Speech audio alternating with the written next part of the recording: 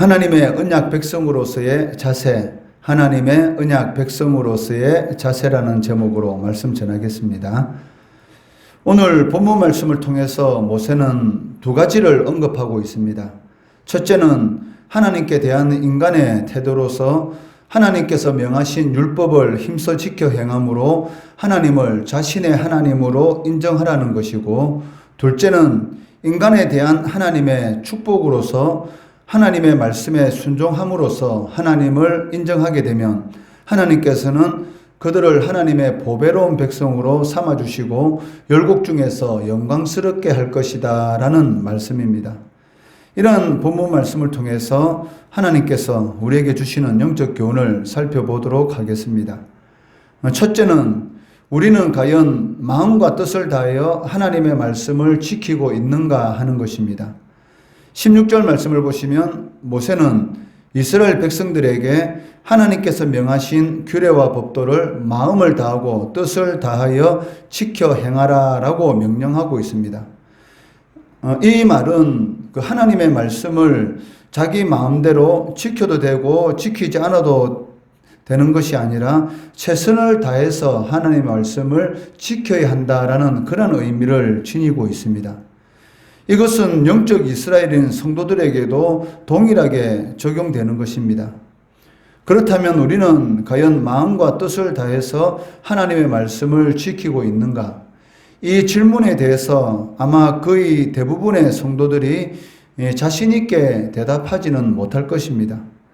오늘날 대부분의 성도들이 하나님의 말씀을 너무나 잘 알고 있습니다. 우리가 말씀을 들으려고 마음만 먹으면 이 TV를 통해서도 말씀을 들을 수가 있고 인터넷을 통해서도 얼마든지 내가 좋아하는 목사님의 말씀을 시간과 장소에 전혀 상관없이 언제든지 말씀을 들을 수가 있다는 것입니다. 이처럼 말씀의 홍수시대 언제든지 하나님의 말씀을 듣고 또 교회마다 양육 프로그램이 잘 되어 있어서 언제든지 하나님의 말씀을 배울 수 있기 때문에 어떻게 보면 지금과 같이 성도들이 하나님의 말씀을 잘 알고 있는 그러한 시대도 없을 것이다 라고 말을 할 수가 있을 것입니다. 그런데 문제가 무엇입니까? 하나님의 말씀은 잘 알고 있지만 그 말씀대로 살지는 않는다는 것입니다. 행함이 없는 믿음은 죽은 믿음이다 라고 말씀하신 것처럼 산 믿음이 아니라 죽은 믿음을 가지고 살아가는 많은 성도들이 있다는 것입니다. 그러면서 일반적으로 하는 말이 무엇입니까? 마음에는 원이지만 육신이 약하기 때문에 하나님 말씀을 잘 지키지 못한다라고 핑계를 대는 경우도 있다는 것입니다. 그렇지만 그 사실은 육신이 약한 것이 아니라 마음으로 원치 않기 때문입니다. 마음이 있는 곳에 자신의 보물이 있다라고 말씀한 것처럼 하나님을 진정으로 사랑하고 하나님의 뜻대로 살려는 그런 결단에 이런 마음이 있다면 하나님의 말씀대로 살아갈 것입니다. 그렇지만 그 마음이 없기 때문에 사실은 육신이 따라가지 않는 것이지 마음만 있다면 육신은 당연히 그 마음에 의해서 육신도 따라가게 된다는 것입니다. 만약 우리가 진정으로 하나님의 뜻을 행하기를 간절히 원한다면 불순종의 삶이 아니라 당연히 순종의 삶을 살게 될 것입니다. 그리고 그로 인해서 하나님께서 약속하신 이 축복의 말씀, 저 19절에 기록된 하나님의 은혜와 복을 누리게 된다는 것입니다. 19절 말씀해 보시면 그런즉 여호와께서 너를 그 지으신 모든 민족 위에 뛰어나게 하사 찬송과 명예와 영광을 삼으시고 그가 말씀하신 대로 너를 내 하나님 여호와의 성민이 되게 하시리라 라고 말씀하고 계십니다. 둘째는 하나님께 대한 의무를 행하는 것이 축복의 길이라는 것입니다. 17절, 18절 말씀해 보시면 17절 말씀의 마지막에 화건하였고 라는 말이 나오고 있고 18절 마지막에도 화건하셨느니라 라는 말씀이 나오고 있습니다. 이 말씀을 통해서 우리는 그 하나님의 백성들은 하나님과 언약 관계 안에 있다라는 것을 알 수가 있습니다. 이는 이스라엘 백성들이 하나님의 언약을 온전히 지킴으로 인해서 언약 당사자로서의 의무를 다하게 된다면 하나님께서 약속하신 대로 축복과 은혜를 누리게 될 것입니다. 그렇지만 만약 이스라엘이 언약 당사자이면서도 불구하고 당사자로서의 의무를 다하지 않는다면 하나님께서는 언약 파기에 대한 책임을 물으실 것이고 그를 통해서 징계를 행하신다는 것입니다. 하나님의 택한 백성인 북쪽 이스라엘이 왜 아수르에 의해서 멸망하게 되었으며 남쪽 유다가 왜 바벨론에 의해서 멸망하고 70년간의 포로 생활을 해야 된 그 이유가 무엇입니까? 바로 하나님과의 언약 관계를 파기하였기 때문입니다. 하나님과의 언약 관계를 파기하게 되었을 때에 하나님께 주신 젖과 꿀이 흐르는 이 가나안 땅이 이스라엘 백성들을 토하게 되는, 토해서 내치는 그런 일을 당한 것이 바로 아수르에 의해서 북쪽 이스라엘이 망하게 된 것이고 남쪽 유다가 이 바벨론 포로의 70년간의 삶을, 고통스러운 삶을 살게 되었던 것입니다. 그렇기 때문에 하나님의 백성으로서 언약 당사자라면 당연히 그 언약에 대한 의무를 행하는 것은 당연하다라고 말을 할 수가 있습니다. 여기에 대한 분명한 증거가 광야에서의 이스라엘 백성들의 역사입니다. 광야 여정 중에 이스라엘 백성들은 시내산에서 하나님과 언약을 맺게 됩니다. 그리고 그 언약에 따라서 하나님의 말씀을 청종하고 지키겠다라고 약속하였던 것입니다. 출애굽기 24장 7절 말씀해 보시면 언약서를 가져다가 백성에게 낭독하여 듣게 하니 그들이 이르되 여호와의 모든 말씀을 우리가 준행하리다라고 하나님 앞에서 이스라엘 백성들이 약속하였습니다. 그리고 그냥 약속한 것이 아니고 또 이 짐승의 피를 뿌려서 하나님 앞에 약속하였던 것입니다. 그런데도 불구하고 이스라엘 백성들 이 광야의 삶이 어땠습니까? 특히 가나안 땅 국경지대인 가데스 바네아에 이르렀을 때에 이스라엘 백성들은 하나님의 약속을 믿지 않고 하나님을 배반하고 하나님께서 구원해 내신 애굽 땅으로 다시 돌아가겠다라고 하나님을 대적하였던 것입니다. 민수기 14장 2절 3절 말씀해 보시면 이스라엘 자손이 다 모세와 아론을 원망하며 온 회중이 그들에게 이르되 우리가 애굽 땅에서 죽었거나 이 광야에서 죽었으면 좋았을 것을 어찌하여 여호와가 우리를 그 땅으로 인도하여 칼에 쓰러지게 하려 하는가? 우리 처자가 사로잡히리니 애굽으로 돌아가는 것이 낫지 아니하랴. 구원받은 백성이 이전 것은 지나갔고 이제는 그 새 것이 되었습니다. 그런데도 불구하고 그리스도 안에 있는 삶을 살아가면서 조금 자기 생각대로 되지 않는 그런 일이 발생하였다고 해서 그리스도를 믿기 이전의 생활로 돌아가겠다라고 하는 것은 독생자 예수를 십자가에 못 박혀 죽이신 그 하나님을 대적하는 하나님의 은혜를 아무것도 무가치한 것으로 돌리는 그런 폐역한 죄를 저지르는 것입니다. 이러한 죄를 이스라엘 백성들이 광야에서 지었던 것입니다. 이는 명백히 하나님과의 언약을 어긴 것이고 또한 언약 당사자로서의 책임을 다하지 않은 것입니다.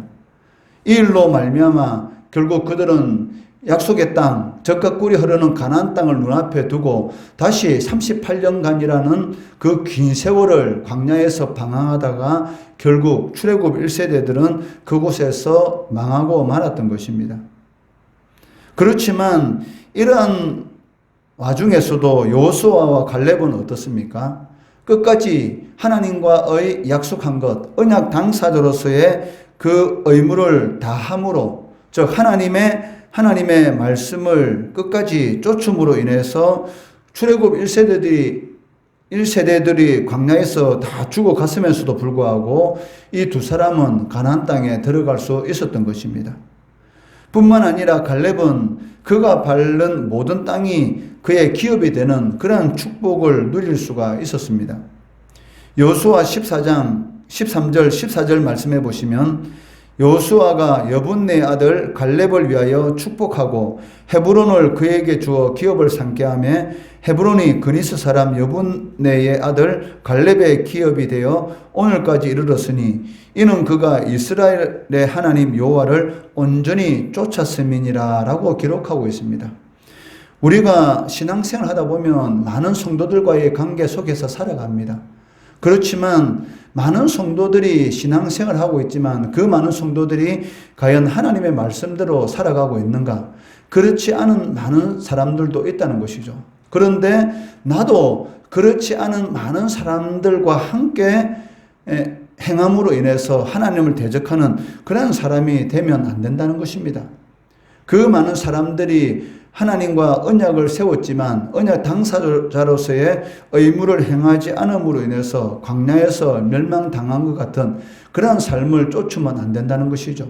누가 뭐라 하더라도 아무리 나와 가까운 사람들이 뭐라 한다 할지라도 하나님의 말씀에 벗어난 그런 행위에 동참하라 라고 한다면 그 길에서 속히 뛰쳐나와야 합니다. 어떻게 하든지 하나님이 기뻐하는 삶, 그 많은 사람들이 여호수아와 갈렙을 돌로 쳐 죽이려고 할 때에 그렇다 할지라도 죽으면 죽으리라 라는 그런 마음을 가지고 하나님을 온전히 쫓게 되면 하나님께서 지켜주시고 보호하여 주시고 하나님께서 약속하신 풍성한 은혜와 복을 누리도록 하신다는 것입니다. 이것이 신앙생활하면서 하나님의 복을 누릴 수 있는 길입니다.